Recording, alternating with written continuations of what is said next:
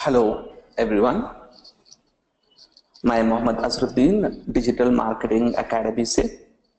और जैसा कि आपने मेरे प्रीवियस वीडियोस देखे हैं जिसमें हमने डिजिटल मार्केटिंग के बारे में यानी डिजिटल मार्केटिंग क्या है, इससे क्या यूजेस होते हैं, और हमने डिस्कस किया कि डिजिटल मार्केटिंग में कितने स्ट्रैटेजीज होते हैं। तो अगर आप मेरा प्रीवियस वीडियो आपने 1 और 2 नहीं देखा तो एक बार आप उसको देख लेंगे तो ये टॉपिक आप कंटिन्यू देख सकेंगे। आज के टॉपिक में मैं आपको बताऊंगा, और ये इंट्रोडक्शन टॉपिक है सर्च इंजन ऑप्टिमाइजेशन के लिए। तो हम इस टॉपिक में देखेंगे कि सर्च इंजन ऑप्टिमाइजेशन क्या है, इसके बेसिक रिक्वायरमेंट्स क्या है, इसके बेसिक फायदे क्या है, और हम किस तरह से सर्च इंजन ऑप्टिमाइजेशन करना पड़ेगा। सबसे पहले हम इसका डेफिनेशन देखते हैं। व्हाट इज एसईओ, इसका डेफिनेशन क्या है।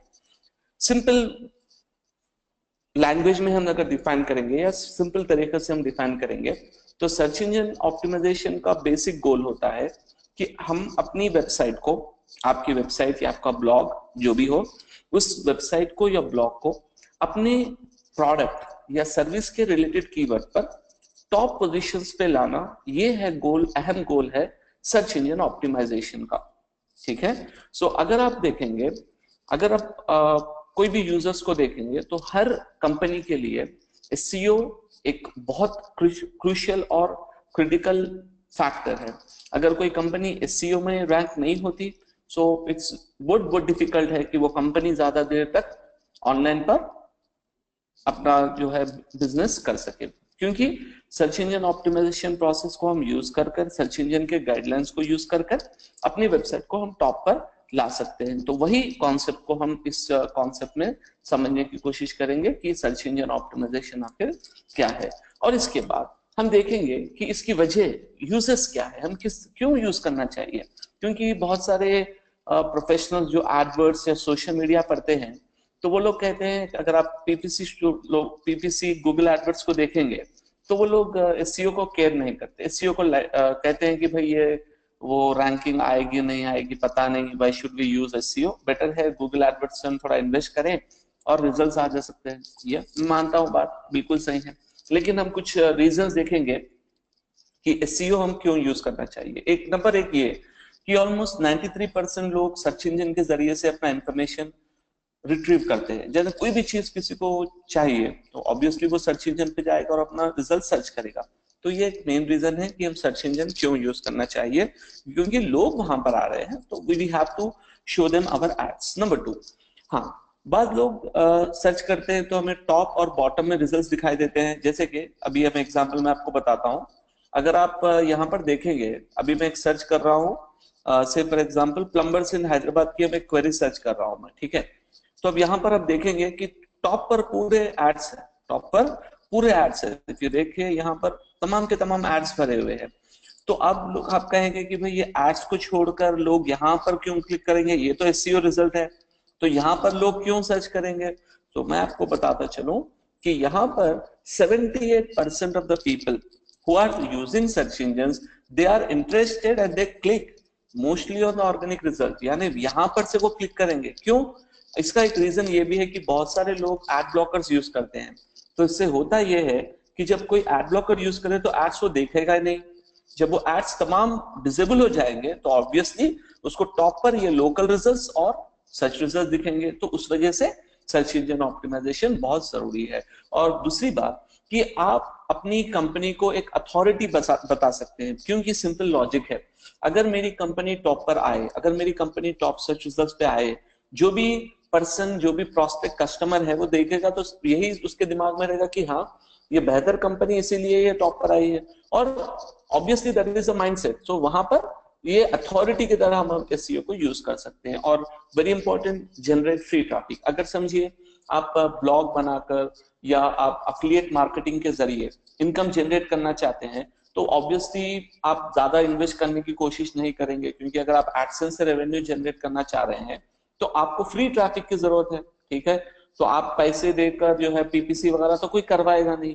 तो वहां पर हमें एसईओ के जरिए से very free of cost traffic, हाँ टाइम तो लगेगा अपना, लेकिन ट्रैफिक के लिए पैसा हमें पे नहीं करना पड़ेगा, वो एक बेनिफिट है। और बिजनेस और कंपनीज के लिए अपने लिए लीड्स और सेल्स भी हम एसईओ से जनरेट कर सकते हैं। तो ये basic reasons of most of you जो बेसिक्स आते हैं उनको पता है कि ये बेसिक फंडामेंटल्स है जिसके वजह से हम एसईओ को ज्यादा इंपॉर्टेंस देते हैं। और बाद लोग कहते हैं कि एसईओ इज डेड, बहुत सारे लोग कहते हैं और आर्टिकल्स भी लिख दिया है कि एसईओ इज डेड, बट आप याद रखिए कि एसईओ उतना जल्दी खत्म नहीं होगा। चाहे वो गूगल कितने भी एल्गोरिथम्स इन्वेंट कर ले, कितने भी नए नए टेक्निक्स ला ले और जितने भी एड्स वगैरह रखे, लेकिन still user prefers paid, user prefer normal organic result compare to the paid result. तो उस वजह से कह सकते हैं कि एसईओ को अभी भी एसईओ का मार्केट है और अभी भी डिमांड है। हाँ, डिफिकल्टी जरूर है क्योंकि बहुत सारे बिजनेस को आज एसईओ पता है, तो उस वजह से अगर आप कोई भी प्रोडक्ट या सर्विस को लेंगे तो एसईओ करना थोड़ा सा मुश्किल है, लेकिन नामुमकिन नहीं, और पॉसिबल रिजल्ट्स भी आपको आ जाते हैं। 3 महीने का ऐसा टाइम लगेगा पर रिजल्ट्स भी आपको आ जाएंगे। नेक्स्ट, अगर हम देखेंगे तो हम एसईओ पढ़ने से पहले, अब अगर आप जनरली क्या होता है, कोई भी हम प्रोडक्ट, जब भी आपको एसईओ वीडियो खोलते हैं तो जनरली क्या होता है, उसमें डायरेक्टली वो बताते हैं कि भाई आप ऑन पेज करो, ऑफ पेज करो, ये करो, वो करो। ठीक है, क्यों करें, व्हाट आर द रीजन, वजह क्या है उसकी? तो यहाँ पर मेरा सिंपल सा पॉइंट यहाँ पर ये है कि हम डायरेक्टली एसईओ का प्रोसेस पढ़ने से पहले हम इस वीडियो में ये समझेंगे कि जो एक्चुअल सर्च इंजन है वो किस तरह से बना हुआ है, ताकि अगर हम उसे बेसिक को हम समझ सकें, अगर उसका फंडामेंटल आप समझ सकें, तो उसके बाद आपको उस पर वर्क करने में, उस पर इम्प्लीमेंटेशन करने में और क्यों कर रहे हैं ये भी बहुत आसानी से समझ सकेंगे। तो अब देखिए, एक सर्च इंजन बनाने के लिए, और अगर आप इस तरह से कंपेयर कर सकते हैं एक सर्च इंजन और एक लाइब्रेरी, आप दोनों को साइड बाय साइड कंपेयर कर सकते हैं। क्यों? क्योंकि जो हम लाइब्रेरी में करते हैं उसी प्रोसेस को search engine optimisation, search engine बनाने में भी यूज किया गया है। ठीक है, मैं आपको जब एग्जांपल्स दूंगा तो आपको समझ आ जाएगा। तो जो बेसिक कंपोनेंट्स है सर्च इंजन के, पहला है क्रॉलर, सेकंड है इंडेक्सर, थर्ड है एल्गोरिथम्स, फोर्थ है रिजल्ट पेजेस, फिफ्थ है स्पैम फाइटिंग एल्गोरिथम्स। तो हम इस डिस्कशन में सिर्फ इसके बेसिक कंपोनेंट्स हम कवर करेंगे, फिर अगले वीडियो में हम और सारे डिटेल्स को हम कवर करेंगे। तो सबसे पहले what is a crawler, crawler क्या होता है, इससे हमें क्या यूज होता है। और ये मैंने एक वीडियो इसमें स्क्रीनशॉट कैप्चर किया है कि ये ओरिजिनल आर्किटेक्चर है गूगल का। जब उन्होंने अपना पीएचडी का प्रोजेक्ट बनाया था तो उसमें ओरिजिनल उन्होंने जो पेपर लिखा, वो भी लिंक भी यहाँ पर अवेलेबल है, मैं इसको डिस्क्रिप्शन में भी डालूंगा, तो आप देखिए कि उनका पीएचडी जो उन्होंने रिसर्च किया था वो ये वहां से मैंने लिया है।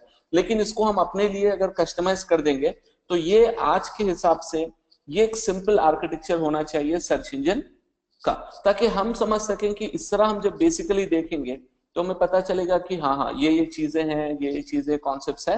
तो मैं बताऊंगा आपको किस तरह से ये आर्किटेक्चर बना है। तो सबसे पहला कंपोनेंट का नाम होता है क्रॉलर। क्रॉलर सिंपल कॉन्सेप्ट ये होता है क्रॉलर का।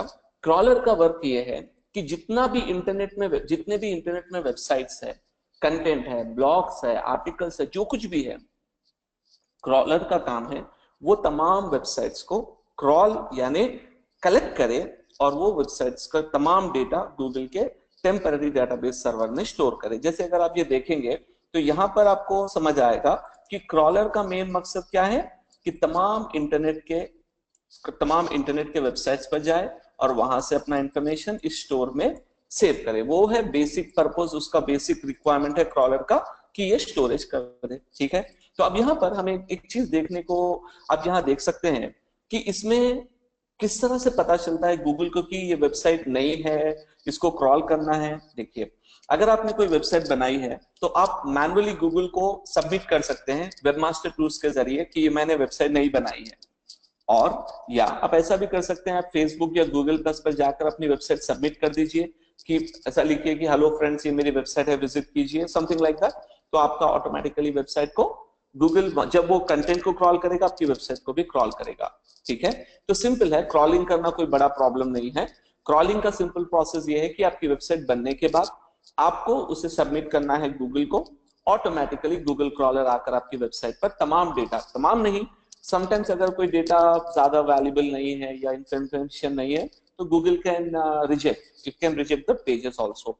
तो वहां पर क्रॉल इंफॉर्मेशन जो क्रॉल हो रही है वेबसाइट, अगर मुझे पता करना है कि मेरी वेबसाइट लास्ट कब क्रॉल हुई है तो मुझे एक क्वेरी यहाँ पर मिलती है, तो मैं वो यूज कर सकता हूँ और पता लगा सकता हूँ कि last when the website was last crawl in Google search engine. तो अब देखिए यहाँ पर bbc.com में सर्च कर रहा हूं, तो यहाँ पर आपको एक डेट मिलेगी, यानी ये वेबसाइट लास्ट 10 जुलाई 2017 11:52 GMT टाइम को क्रॉल हुई थी। और जैसा जैसा अपडेट आएगा, जैसा जैसा अपडेट होते जाएगा, तो ये क्रॉल टाइमिंग ऑटोमेटिकली चेंज होती जाएगी। यानी इन शॉर्ट गूगल क्रॉल इस तरह से होता है कि जैसा आप कंटेंट अपडेट करेंगे, तो अगर आप वर्डप्रेस की वेबसाइट है तो थोड़ा सा जल्दी कंटेंट अपडेट होगा, स्टैटिक हो तो थोड़ा टाइम लगेगा, लेकिन क्रॉलिंग प्रोसेस ये 24/7 चलता ही रहता है। तो ये क्रॉलिंग का प्रोसेस होता है। सबसे पहले गूगल तमाम कंटेंट को क्रॉल करता है। दूसरा प्रोसेस इसमें ये होता है, इसमें हम गूगल को इस प्रोसेस को कहते हैं इंडेक्सिंग। इस प्रोसेस को हम कहते हैं इंडेक्सिंग, और ये कंपोनेंट का नाम होता है इंडेक्सर। इस कंपोनेंट का क्या वर्क है, देखिए जब तमाम डेटा आ चुका है, वो तमाम डेटा को गूगल क्रॉलर जो डेटा स्टोर में रखा है, उस डेटा को कैटेगराइज यानी डिफरेंशिएट कर कर एक परफेक्ट डेटाबेस में अरेंज करना, ये जॉब है इंडेक्सर का। अब आप समझिए इसको, इस तरह से समझिए, मैंने कहा था लाइब्रेरी का एग्जांपल आप लीजिए। हम अगर आप लाइब्रेरी बनाना चाहते हैं तो पहले आप मार्केट जाएंगे और बुक स्टोर से तमाम बुक्स खरीदेंगे। ये प्रोसेस खरीदना और उसको लाने का प्रोसेस है क्रॉलिंग का। उसके बाद आप अपने लाइब्रेरी को जब बनाना चाहते हैं तो आप क्या करते हैं, पूरे रैक्स वगैरह बनाते हैं और अपने शेल्फ्स वगैरह बनाते हैं, एक एक सब्जेक्ट के लिए एक शेल्फ, उसमें आप पूरा कंटेंट बुक्स अरेंज करते हैं। इसी तरह, इसी प्रोसेस की तरह इंडेक्सर ये करता है कि तमाम कंटेंट को डिवाइड और कैटेगराइज कर कर प्रॉपर्ली अरेंज करके रखता है, ताकि जब भी हम कोई कीवर्ड को सर्च करें तो गूगल वहां से वो इंफॉर्मेशन को लाकर क्विकली हमें दे सके। तो ये एक पर्पस है इंडेक्सर का। तो अगर आप ये डायग्राम में देखेंगे तो मैंने यही बताया है यहाँ पर कि जब ये डेटा आता है तो इंडेक्सर बास कंटेंट को वो डिलीट कर देता है। यानी अगर कुछ कंटेंट में वायरस है, कुछ कंटेंट में डुप्लीकेट इंफॉर्मेशन है और अननेसेसरी कंटेंट हो, तो वो ऑटोमेटिकली डिलीट करता है। रिमेनिंग वो तमाम डेटाबेस को अपने इंटरनल डेटाबेस में स्टोर करता है। और ये इंटरनल डेटाबेस का साइज है 100 million GB. According to 2014 statistics, मैंने ये डेटा लिखा है यहाँ पर कि 100 मिलियन जीबी डेटा होता है तो था 2014 में। अब आप सोचिए 3 साल में और कितना डेटा बढ़ चुका होगा। तो ये बहुत ज्यादा इंफॉर्मेशन गूगल गैदर करता है और तमाम इंफॉर्मेशन को अपने डेटाबेस सर्वर में स्टोर करके रखता है। तो ये दूसरा कंपोनेंट है जिसका नाम है इंडेक्सर। और एक चीज हम देखेंगे कि हमें अगर पता लगाना हो कि एक वेबसाइट में कितने पेजेस इंडेक्स हो चुकी हैं, तो अगर आप टाइप करेंगे site.flipkart.com, तो आप देख सकते हैं कि फ्लिपकार्ट पर 1,76 लाख पेजेस इंडेक्स हो चुके हैं flipkart.com पर। अगर आप इसी तरह देखना चाहते हैं कि अमेजॉन में कितने पेजेस है, तो आप देख सकते हैं 2,55 लाख पेजेस ऑलरेडी अमेजॉन में इंडेक्स हो चुके हैं। तो ये एक टैक्टिक होता है कि हम इंडेक्स डेटा में कितने पेजेस है वो मालूम करने का और उसे देखने का एक तरीका होता है। ठीक है। और नेक्स्ट कंपोनेंट होता है ऑल्गोरिथम। से देखिए ऑल्गोरिथम तो स्ट्रेट फॉरवर्ड है। ऑल्गोरिथम इज अ कॉन्सेप्ट जिसके वजह से तमाम सर्च रिजल्ट्स के जो रैंकिंग होते हैं, वो रैंकिंग आने की वजह है ऑल्गोरिथम। और गूगल में कई तरह के ऑल्गोरिथम होते हैं, जैसे कि अगर आप कोई स्पेलिंग मिस्टेक करेंगे तो ऑटोमेटिकली गूगल उसको करेक्ट कर देगा, वो है एक ऑल्गोरिथम, स्पेलिंग चेक ऑल्गोरिथम।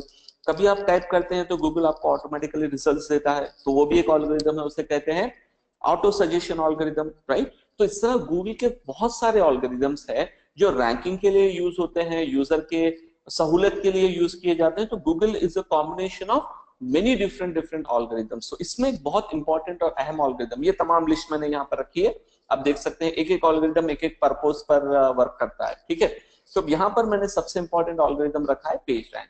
सो मैं शॉर्ट में आपको बताना चाहता हूँ कि पेज रैंक ऑल्गोरिथम ये गूगल जब फाउंड किया, गूगल जब फर्स्ट डेवलप किया था तो उन्होंने सबसे इंपॉर्टेंट ऑल्गोरिथम उसमें रखा था पेज रैंक। और पेज रैंक का मतलब ये है कि जब एक वेबसाइट को डिफरेंट वेबसाइट से लिंक्स आते हैं, लिंक्स यानी रेफरेंस आते हैं, तो उन्होंने ऑल्गोरिथम में ये डिफाइन किया कि एक वेबसाइट को बहुत अच्छी क्वालिटी के बहुत अच्छे बैकलिंक्स आए, ऑटोमेटिकली उसका रैंक बढ़ जाएगा।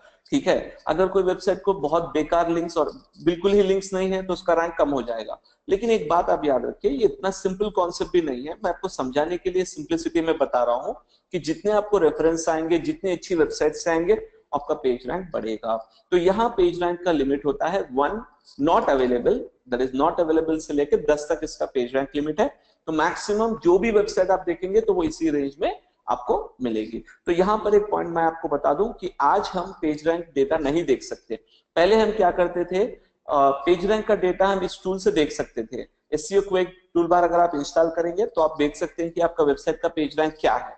लेकिन मार्च 7 2016 के बाद गूगल ने पेज रैंक विजिबिलिटी को खत्म कर दिया, यानी हम नहीं देख सकते कि अपना प्रेजेंट पेज रैंक क्या है अपनी वेबसाइट का। लेकिन अगर आपकी वेबसाइट ओल्ड है तो आप ये वेबसाइट यूज कर सकते हैं prchecker.info, ताकि आप चेक कर सके कि आपका पेज रैंक क्या है। मैं भी आपको एक एग्जांपल देता हूं यहाँ पर, देखिए लेकिन ये ओल्ड डेटा है, नया नहीं। तो आप टाइप कीजिए prchecker.info। अब जैसे अमेज़न का आप चेक कीजिए पेज रैंक, आपको एक आइडिया आ जाएगा कि हाँ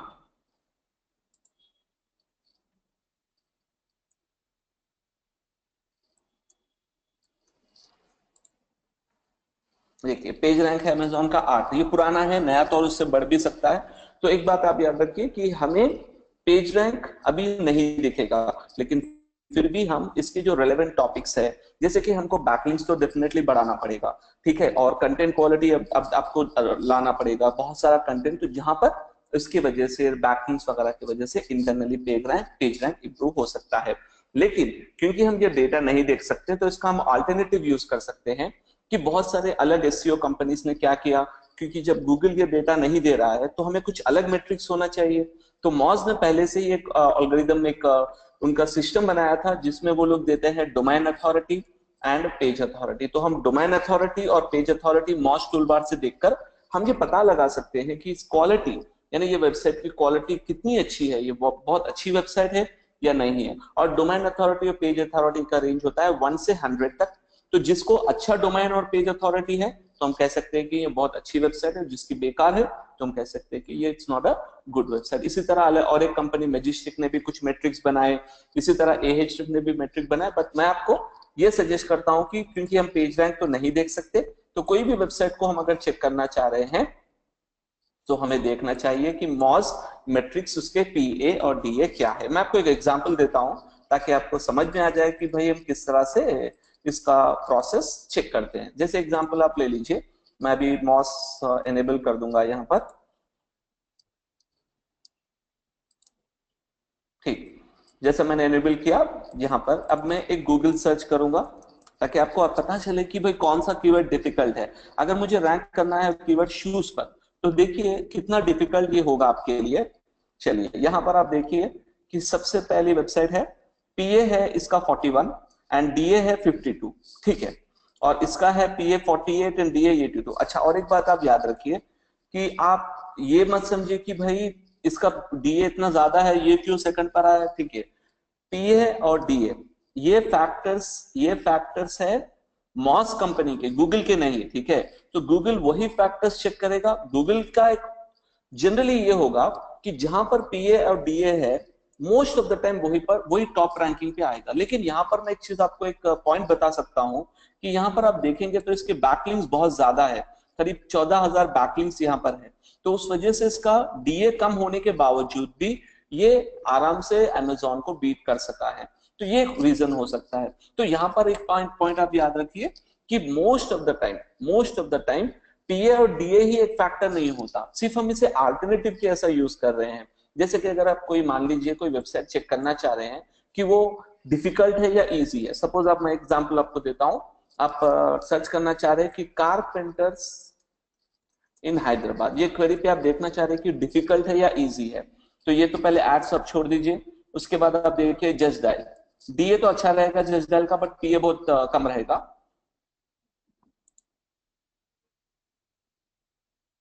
ठीक है। देखिए डीए तो 63 बहुत अच्छा है, पीए 28 है और एक ही लिंक है। उसके बाद जस्ट डायल, फिर उन्हीं के वेबसाइट, फिर अर्बन क्लैप डीए 41 एंड पीए 21। अगर आप ये देखेंगे तो बहुत सारे वेबसाइट्स का पीए और डीए बहुत कम है ना। तो यहाँ पर एक चीज आप देख सकते हैं कि इस चीज में हम एक बात पॉइंट नोट कर सकते हैं कि ये कीवर्ड ज्यादा मुश्किल नहीं है। क्योंकि इसमें जो टॉप वेबसाइट्स है हम उसे बीट टेक्निकली अपने बेटर लिंक से, अपने बेटर कंटेंट वगैरह से हम उन्हें बीट कर सकते हैं। लेकिन आपने अगर जब देखा कि शूज का वेबसाइट, शूज का कीवर्ड जब देखा तो वो टेक्निकली बहुत ज्यादा डिफिकल्ट है उस वेबसाइट को ब्रेक करना, उस रैंकिंग को ब्रेक करना। तो ये हम इस तरह से अपने एल्गोरिदम को देखते हैं। तो मैं एक फिर से आपको रिव्यू कर दूं कि हम इस सेशन में सिंपल हम बेसिक्स पढ़ रहे हैं।